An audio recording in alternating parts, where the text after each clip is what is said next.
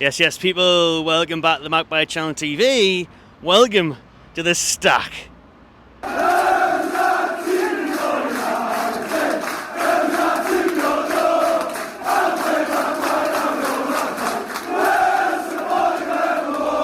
Finally, there is a sign up there. It is no longer just a bunch of shipping containers. I tell you what, never mind just shipping containers. I've been bringing you updates on the Stack since the start of the year, even last year, to be honest with you. But since January, I remember being in that lot, in the white porter cabin, seeing the plans for it. You can go back, check out the videos.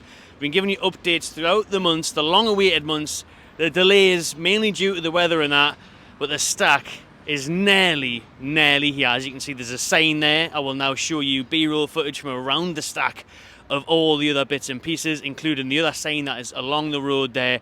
There it is. That one's looking nice as well. Nice Newcastle United badge on there. It's all coming together here right outside St James's Park for the start of the new Premier League season. And in fact, an exclusive which I brought you months ago was the aim, and we are still on course for that, is this Stack to be open for the Cellar Weekender, for the Cellar Cup weekend, maybe even a couple of days before that, so they can bed the staff and get used to how the operations are working, is what they are aiming for the Stack opening. So that week at the start of August will be the Stack opening. Hopefully, if everything's still going ahead. There is still loads of workers behind me grafting away inside and around the Stack to get it open for the new season. Obviously, we had our CEO Darren Eales over there in Germany last week on the lads' Adidas headquarters pre-season camp, doing an interview talking all things Eddie Howe, Paul Mitchell, amongst many others.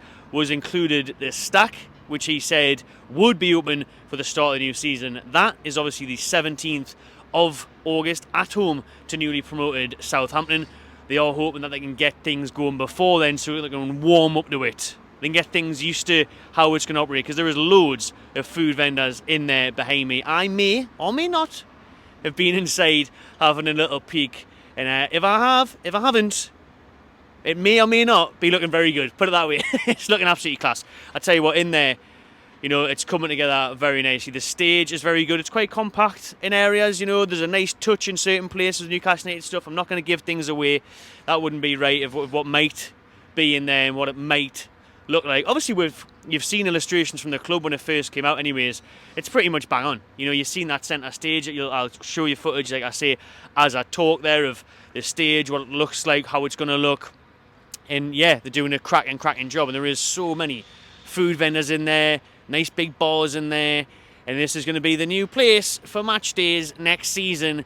It's going to be a busy one, the busy place for match days, because just in front of me there is the Gallagher stand on that corner there. So Bobby Robson statue, Gallagher stand right there, and the Stack going all the way around there in front of the Metro. So listen, it's brilliant. It's coming together nicely. I think the glasses are a nice touch. You know, the glass panel in there makes it look smart. I think the signs are very, very good. I'm sure they'll light up as well. And look, the piece, look, the porch, I say, you know, the font's looking nice. And it's going to be a great place. Listen, it's going to be a quality place, not just on match days, but the city centre as a whole. I remember the Stack a couple of years back there at the bottom of Northumberland Street. That was quality. Great place just to grab a drink if you're out and about shopping. Class place to go back then after the match. Obviously, we know quite a few of the players used to go there after the game. We had Jacob Murphy dancing on tables in there at one point. You know, your Dummets, your Longstaffs, they all used to like going there on a night out, and so did I. So did many of us. You know, it was a great place, live music, good vibes, and all that sort of crack. So let's hope after a big win on a Saturday, we get to see Tyndall and the boys in there celebrating. That's what we want to see. Yeah, that'll be absolutely class. Get Bruno and Joe Linton on the beers, bit of samba dancing, the cervezas, lovely stuff. That's what I would like to see.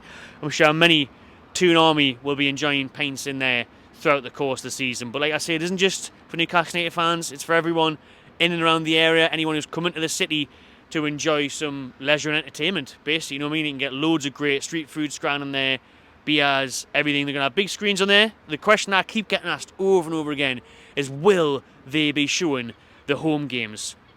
I doubt it. I still haven't had confirmation of that. I still can't give you a concrete answer. I'm not going to pretend like I know. I don't know whether or not they can show the home games. I would say no. I would suggest they won't be able to show non-televised games, even if they are just there in St James's Park, because we know Shearer's Bar obviously shows the home games because they get that feed down through the concourse and into the stadium, and it's a second or two delay because you know we've scored, because you can hear the crowd cheer before it comes through and that. But whether or not they can literally get that feed underneath ground or across the street into the stack, I don't think so. Highly unlikely, unfortunately, because that would be great, and that would mean it would be absolutely rammo every single time if they could show the home games and it was only there in Shiraz that would be able to do so, but I doubt it. But obviously, they'll be paying the Sky bill, they'll be paying the TNT Sports bill, they will be showing live games there.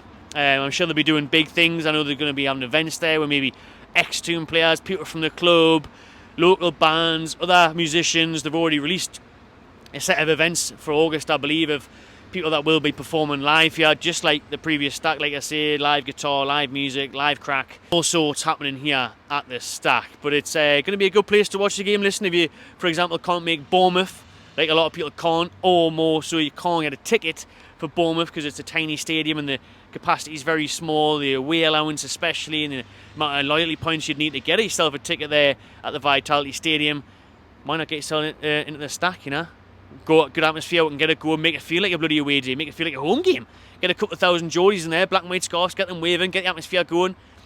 Big game on the screen, because that Bournemouth game, I believe, I think it's on TV, hasn't it been moved for television? So things like that, where tickets are hard to come by, and people can't make the travel, can't have whatever, get yourself to the stack, watch the away games there, create a great atmosphere, get the place bouncing, and cheer on the lads. So yeah, the stack will be opening hopefully for the sellout weekend, the 9th and 10th of August. Like I say, maybe even before that 5th, 6th of August, something like that, to get things rolling here, to get them used to the crowd. Because if they open on bloody the Friday and it's absolutely rammed, which I'm guessing it will be for the Girona game on the Friday night, it's going to be a bit stressful, a bit like, whoa, bloody hell, what's going on? Staff might be panicking, bars might be struggling, whatnot. The Greek strand's going to be running out of gear rush, you know, things that'll be happening. So if they can warm up to it, get used to how it works, then that would be the ideal situation. But we know for definite, according to Darry Leals, our CEO, it will be open in time for the Premier League game of the season, the opener against the Saints here at St James's. I'm really happy with that. I think it's going to be a class addition to match days, to the city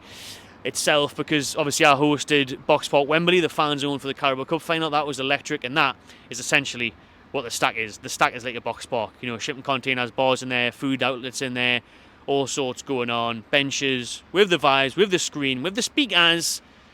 What an atmosphere. So the stack is very nearly happy. It's great to see, you know, it's great to see it considering, like I say, what it was like over the course of the last 7, 9, 10 months that I've been doing videos on it, and the updates from it being nothing, it being absolutely empty, one little white porter cabin. You'll have to check that video out where I was inside looking at the plans, to now, where it's up and nearly done. The signs are there, which you know it's getting close. But there's still quite a bit going on behind me and inside there, so there's still lots of work to be done on what is the 25th of July. So they've still got a good couple of weeks at least, and I think it will be ready in time for the Sellar Cup. If not, definitely that first weekend against Southampton. Let me know, people, what you think of the stack. Will you be coming here on a match day? Will you be checking it out? Exciting times happening in and around St James Park. I've just been in the club shop there. Still no away kit. Shock, shock, horror, horror. Still no away kit. You know, there has been a delay on that away kit. Remember, I said it would be out by the end of next week. This week, next week, I said it would be out definitely by the end of July. However, we're still hoping that's the case, but there has been a delay on getting that kit out. Whether that's the manufacturer, the supply coming over from Asia, whatever it is, that kit should be stocked in that shop now. It should be available online. We've obviously seen earlier in the week, it is out in New York City. It was put out in an Adidas outlet in America. It has been online in JD in certain parts of the world, like New Zealand and that. The third kit's been out on there, on the Australian JD. Yet nothing here for the fans of Newcastle United in Newcastle upon Tyne. That makes loads of sense. But it is distribution.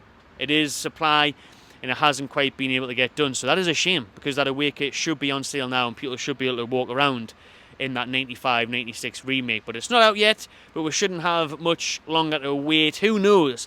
Will the players maybe be debuting it this weekend? That would be nice, wouldn't it, if they rocked up to the Hull Stadium on Saturday afternoon at 2 o'clock for the kick-off. I'll be there if they just walked out the tunnel wearing the new away top.